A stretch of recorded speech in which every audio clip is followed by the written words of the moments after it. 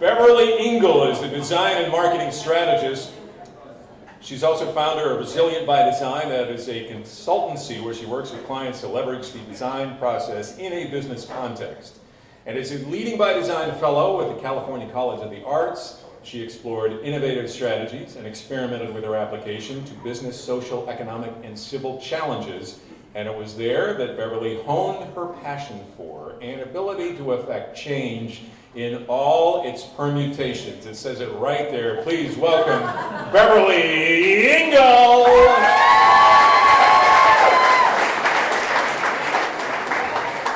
I've paid a ridiculous amount of money for somebody to write that bio. It makes me sound oh so smart. Wow, there are a hell of a lot of people in this room. Before we get started real quick, I have a couple of questions. Who in the room's a parent? Yeah? All right. Good.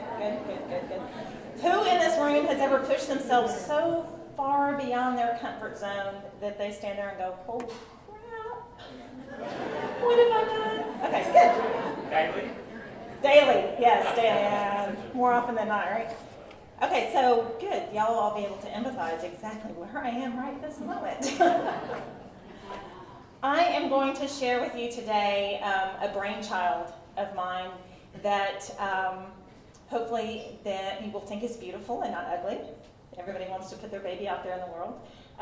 One of my midwives is here as well too. Jeanette Hahnemann helped me bring this to life. So I will share this with you. Hopefully you'll find some interest in it and want to join us later on. So let's get this party started. Do it. So empathy, as academically defined, which we all learned in probably 4th grade vocab, right, was the ability to identify with and understand somebody else's perspective. Their feelings, their emotions, where they're coming from. But the reality is, empathy is about connecting with people. It's about compassion. It's about caring. It's about relating to an individual and being able to connect with that person on a very human level. It's also, I think, one of the roots of life, which sounds super philosophical, and I'm so not philosophical really, but it is, to me, one of the roots of life. It's from kind of the center of where humanity forms. And if you look around communities sometimes and you pay attention to the news, no offense to fellow journalists out there, you might think we're having a case of root rot. There's not that much empathy out there if you kind of look around. You think, oh crap. It's bullying. Bullying abounds. It's the MO, right? We've all participated in it. We've been covert and overt about it. Sometimes it's assertiveness, right? I am one of the most assertive people you can meet, and I've bullied people, and it's horrible. Empathy needs to take a stand and make a comeback because it builds advocacy. And within advocacy is where change can happen. And within change is where opportunity can happen. And who in here doesn't want change or opportunity? Either now or in the past, or God, have hope for it now in the future, right? Especially given all the crazy shit that's going on in the world. You gotta have some kind of hope. Community is the context in when all that change and opportunity can happen, right? You come together over a shared idea, like minds get together, you kind of brainstorm some stuff. But what I looked at was the common denominator in that community where change is happening is food. Yes. Like Detroit Soup. People coming together, advocating for individual artists, raising money for them, giving them a forum to show off their works. Right? Food. Outstanding in the field, which should be coming up next.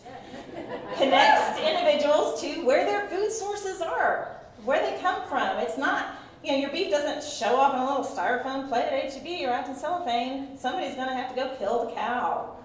They have food-centered events in the field and the farms and say, this is what reality is. And they come around food and they talk about how to make it sustainable and healthy and blah, blah, blah, blah, blah. From the beginning of time, any group that wanted to advocate change and see something different in the world used food as the common denominator. It's pretty simple. Think about dinners in your own home, right? So I created a little event called Community Caldo, because we're in San Antonio and it's Caldo, not just soup, Detroit, whatever.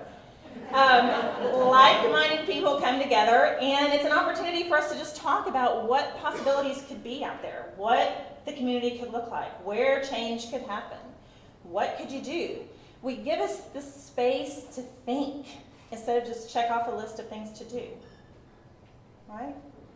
Which we all do. We have our to-do list, gotta get that done. No, we get enough space to think and talk and share and commune and brainstorm and talk about what might be our passions. We root it in listening to each other, and my kids would call it whole face listening.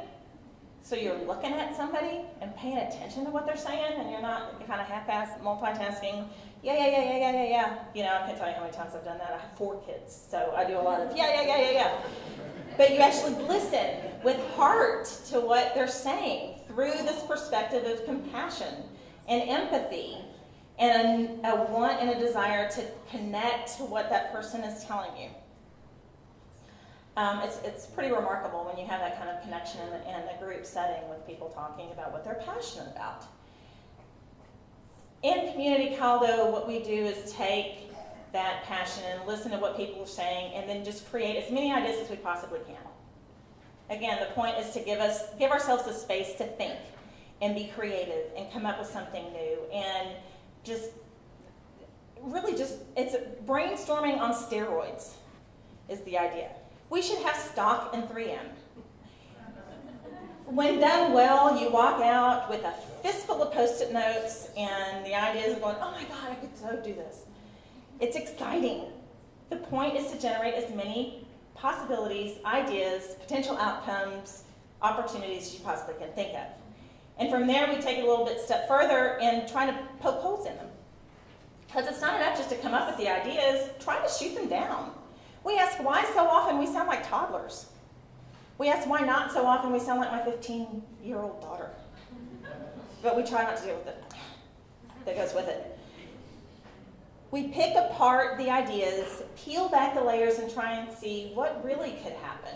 Is it just a pie in the sky, wow, that would be a fantastic idea? Or is it something we could really make actionable and do something with and have an outcome happen because we put the effort behind it? There is no single path from where we are now to where we want to be. Whoever said, you know, the shortest distance between point A and point B is a straight line was right, but they damn sure didn't have any fun getting there. Really? I mean, for God's sakes, I can't even have a conversation that goes that short. And so after all that effort, I love this bean. I love this bean because you just, oh God, I gotta have an idea, and I gotta have an idea. And we have an aha moment in a community Caldo meeting. It's like, oh my God, I got it. This is totally it. And you'll see somebody get super excited, and they're leaving Community Caldo with this idea, which is the point. It's not to make the idea happen, it's to have the idea. And they're leaving thinking, I'm worth so much more than the data shows because I took the time to think about it and to come up with something new, and it may not show up on my resume, and that's okay.